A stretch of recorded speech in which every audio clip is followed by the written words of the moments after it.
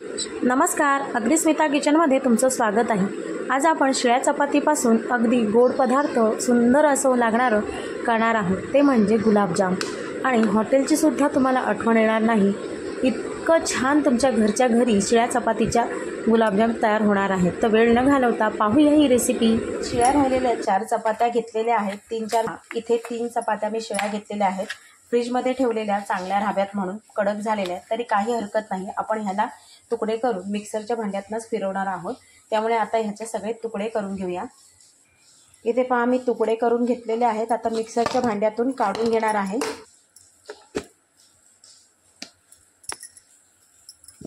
इथे पहा मस्त असं मी चपाती बारीक करून घेतलेली आहे, मिक्सरला काढून घेऊया एका भांड्यामध्ये। आता एक आपण इथे भांडं घेतलेलं आहे, मिक्सरमधनं जे काढलेल्या जे पोळी होती, चपाती होती शिळी, त्याच्या 3 चपात्यांचे इतकं असं चुरा करून घेतलेलं आहे। मिक्सरमधनं फिरून घेऊन 1 कप बरोबर झालेला आहे मेजरमेंटने। तर आपण ह्याच्यामध्ये टाकून घेऊया। आणि आता ह्याच्यामध्ये 1 कप जेव्हा आपण चपातीचं भुरा करून तयार करून घेतलेला आहे, तर मग इथे पाऊण कप साधारणतः एकदम कडक दूध आपण टाकून घ्यायचं आहे सगळं पोळी चपातीला, म्हणजे छान ही भिजेल। ही चपाती छान भिजते तोपर्यंत आपण इकडे गुलाबजामचे जे साखरेचं पाणी असतं ते बनवून घेऊया। साखरेचं पाणी बनवण्यासाठी एक भांडं ठेवलेलं आहे, त्यामध्ये हे 2 ग्लास पाणी टाकून घेणार आहोत।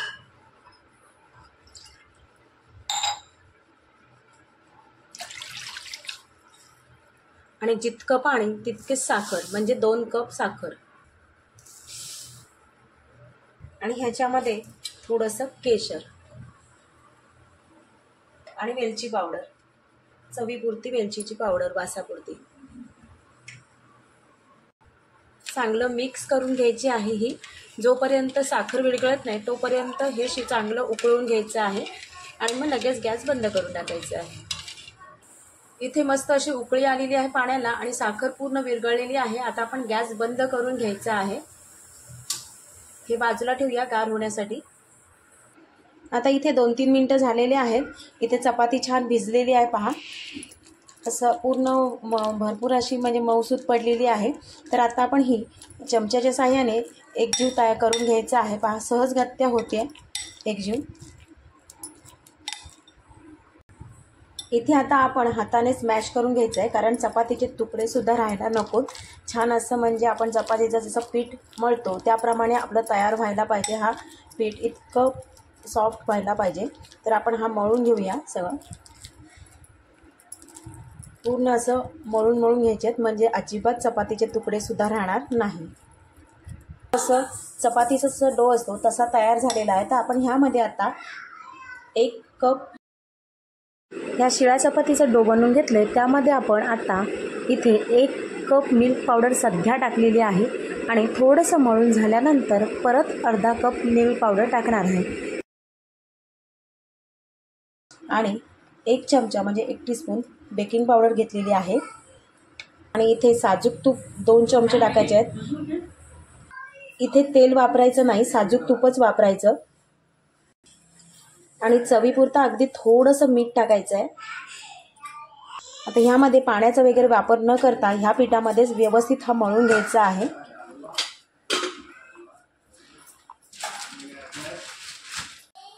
पावडर ह्याच्यामध्ये ॲड करून घेतलेली आहे, मिक्स करून घ्यायचं आहे, मस्तपैकी असं मळून घ्यायचं आहे।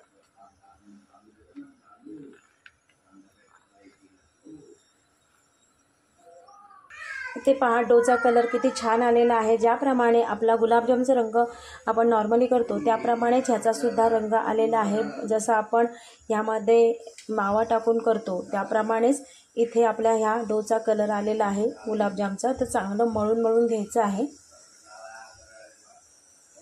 इथे पहा गुलाबजामचा डो छानपैकी तयार करून घेतलेला आहे। शायनिंग पहा खूप छान आलेली आहे साजूक तूप टाकल्यामुळे, आणि सेम आपल्या गुलाबजामचा डो तयार झालेला आहे। तर आता आपण ह्याचे गोळे तयार करून घेऊया। आता ह्या डोमधनं असं एक गोळा घ्यायचा आहे आणि अशा आकारामध्ये शेपमध्ये गोळे करायचे। जर तुम्ही सर्कलमध्ये घेतलात तरी सुद्धा चालेल किंवा अशा पद्धतीने केला तरी चालेल। आपण असे सगळ्याला शेप देणार आहोत। इतना डो घ्यायचा आहे गोल करून घ्यायचे आहेत पहिले, म्हणजे तडा जायला नको आणि छान असं त्याला करताना त्राससुद्धा होणार नाही. इथे आपण सगळे गुलाबजाम तयार करून घेतलेले आहेत. आता व्यवस्थित तळून घ्यायचे. गॅसवर ठेवलेली आहे कढई. कढईमध्ये तेल ठेवलेलं आहे गरम करायला. तेल व्यवस्थित गरम झालं की आपण यामध्ये सोडूया हे गुलाबजाम बनवलेले.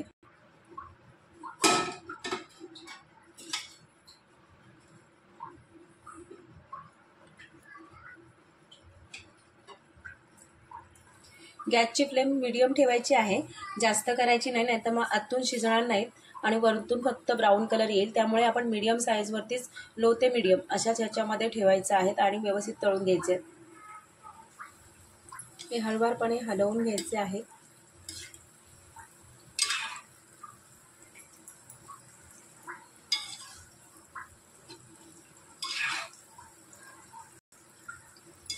इथे पहा ब्राऊन कलर येतोय, पण अजून मस्त अशी खुसखुशीत तयार होणार आहेत. हलके वजनाला होणार आणि मग आपण ह्याच्यामध्ये साखरेच्या पाकामध्ये टाकले की खूप सुंदर अशा आतपर्यंत त्यामध्ये साखर पोच होणार आहे. साखरेचं पाणी व्यवस्थित पोच होईल. पण चांगले असे तळून घ्यायचे आहेत हे.